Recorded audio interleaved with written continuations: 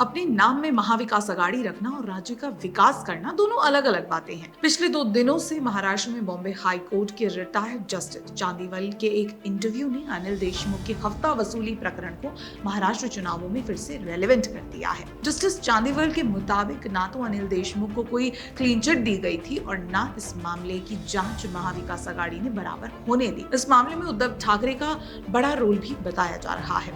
इस मामले को देख हमें लगा कि क्यों ना उद्धव ठाकरे के उन 2.5 वर्षों के कार्यकाल को एक बार अच्छे से देखा जाए, क्योंकि अपने चुनावी प्रचार में महाविकास अघाड़ी के कोई भी साथी जैसे कि कांग्रेस, शिवसेना, उभाठा और एनसीपी शरद चंद्र पवार अपने उस कार्यकाल का जिक्र नहीं करते हैं। इतने वर्षों का अपना युति धर्म तोड़ और वोटर मैंडेट भूल 2019 में उद्धव ठाकरे महाराष्ट्र के मुख्यमंत्री बने, जिसके बाद कोरोना महामारी ने दुनिया को जकड़ लिया।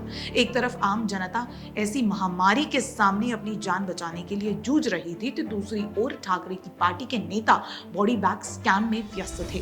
बृहन मुंबई म्युनिसिपल कॉर्पोरेशन यानी बीएमसी की पूर्व मेयर और शिवसेना यूबीटी नेता किशोरी पेडनेकर के खिलाफ 2023 में ईडी ने बॉडी बैग स्कैम में एफआईआर दर्ज की थी। पेडनेकर पर बॉडी बैग अधिक रेट पर खरीदने का आरोप था, जिसमें बीएमसी ने 6,800 रुपए पर बॉडी बैग कॉन्ट्रैक्ट दिया गया, जहां दूसरे म्युनिसिपल कॉर्पोरेशन ने वही 2,000 रुपए में खरीदे। इसी कोरोना काल में शिवसेना चलित बीएमसी के कई स्कैम सामने आए, जैसे कि remdesivir scam, Covid centre scam और ऑक्सीजन स्कैम। आरोप है कि शिवसेना यूबीटी लीडर्स के अंडर बीएमसी में सिर्फ कोरोना काल में ही 4,000 करोड़ के स्कैम हुए हैं। अब बात करते हैं उद्धव के ही एक लोकसभा कैंडिडेट की खिचड़ी स्कैम की।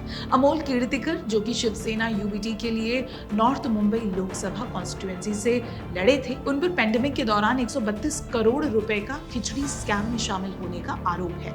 इस केस में आदित्य ठाकरे के करीबी सूरज चवन गिरफ्तार हो चुके हैं। वहीं संजय राउत की पुत्री और कई दूसरे शिवसेना यूबीटी के नेताओं के शामिल होने की संभावना है। अब बात करते हैं महाविकास अघाड़ी के विकास कार्यों की। देखा जाए तो अपने मैनिफेस्टो में धारावी प्रोजेक्ट को स्क्रैप करने के अलावा कोई ठोस डेवलपमेंट की बात एमवीए ने नहीं कर रखी है। वहीं ठाकरे सरकार पर महायुति ने एंटी डेवलपमेंट होने का आरोप लगाती रही है।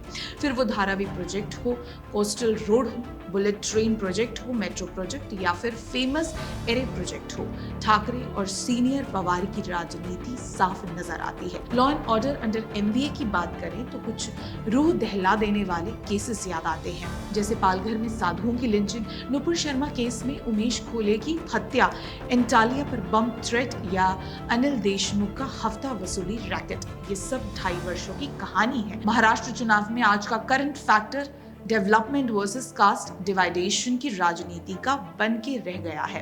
अब देखना ये है कि जनता को ये स्कैम याद रहते हैं या नहीं।